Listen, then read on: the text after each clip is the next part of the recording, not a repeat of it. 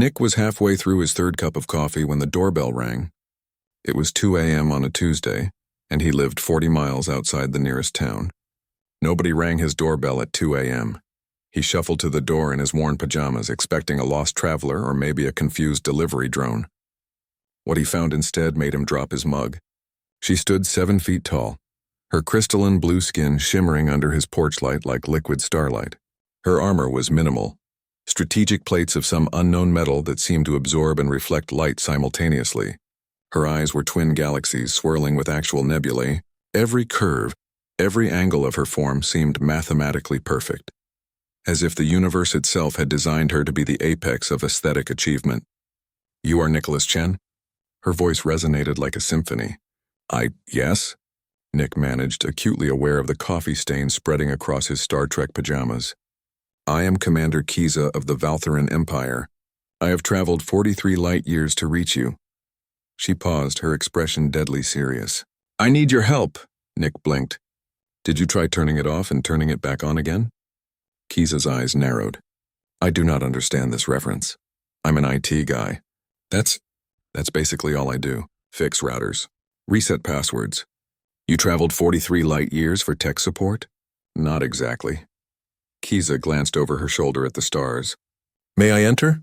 My enemies will detect my ship's signature soon." Minutes later, they sat in Nick's living room. Kiza perched on his gaming chair, which creaked ominously under her weight despite her graceful posture. Nick had grabbed a hoodie to cover his pajamas and felt only marginally less ridiculous. "3 months ago," Kiza began, "the Galactic Council received a signal from your planet. It was disturbing." "Disturbing how?" "It was a recipe for something called garbage plate." Nick frowned. "That's a Rochester thing. Greasy comfort food. What's disturbing about that?" Kiza's expression grew grave. "Nicholas, you must understand. In the galaxy there are 3 classifications of species: the enlightened, who have transcended physical needs; the balanced, who maintain harmony between necessity and excess; and then," she paused, "there are the survivalists, species so ruthlessly adaptable that they thrive in conditions that would destroy others." "Okay, humanity is classified as survivalist. But this recipe, combined with other intercepted data about your species, revealed something unprecedented. You don't just survive, you deliberately consume toxins for pleasure. You create food that damages your bodies and call it delicious. You engage in activities that risk death for fun. You are the only species in the galaxy that becomes more creative under pressure." Nick scratched his head. "So you came here because we eat garbage plates?" "I came here because the Zathan Empire is invading." Kiza stood, her armor gleaming. "They are a hive mind of logical perfection. They have conquered 40 systems through pure strategic superiority.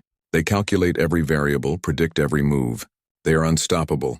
And I want you to teach me how to be illogical, unpredictable, human." Nick stared at this goddess of war, this commander who could probably bench press his truck, and she was asking him for help. "You're serious?" "Completely. The Valtheran Empire has the strongest warriors in the galaxy, but strength means nothing against an enemy that predicts your every attack. We need chaos. We need humanity." Nick thought for a moment, then grinned. "All right. But first you need to understand the foundation of human illogic, which is spite." Over the next week, Nick became the strangest teacher in the galaxy. He taught Kiza about Murphy's Law, about how humans assume if something can go wrong, it will, and then plan for it anyway. He showed her compilation videos of people doing parkour, skateboarding, and base jumping. Why would they risk injury for no tactical advantage? Kiza asked, mesmerized. "Because it looks cool," Nick explained. "That's it. That's the whole reason." He introduced her to video games where players voluntarily increased difficulty for bragging rights. He made her watch cooking shows where chefs deliberately stress themselves with time limits. He explained the concept of hold my beer moments. But the real breakthrough came when Nick taught her about humor. Humor, he explained, is pattern recognition inverted. You expect one thing, get another. The Zathan can't predict jokes because jokes are fundamentally about subverting prediction. Kiza practiced. Her first attempts were terrible. But slowly something shifted. She started understanding the beautiful absurdity of human existence, the fact that humans sent a car into space just because they could, that they named their planet Dirt, That they had survived ice ages, plagues, and wars not through logic but through stubborn, irrational hope. On the 8th day, Kiza's ship detected an approaching Zathen scout fleet. "It's time," she said, her armor materializing around her in a cascade of light. She looked at Nick, and something in those galaxy eyes had changed. They held warmth now and mischief. "Thank you, Nicholas Chen. You have given the Valtheran Empire something priceless. Will it work?" Kiza smiled, a genuine, slightly crooked human smile. "I'm going to fly directly at their flagship doing barrel rolls while broadcasting Rick Astley's Never Gonna Give You Up.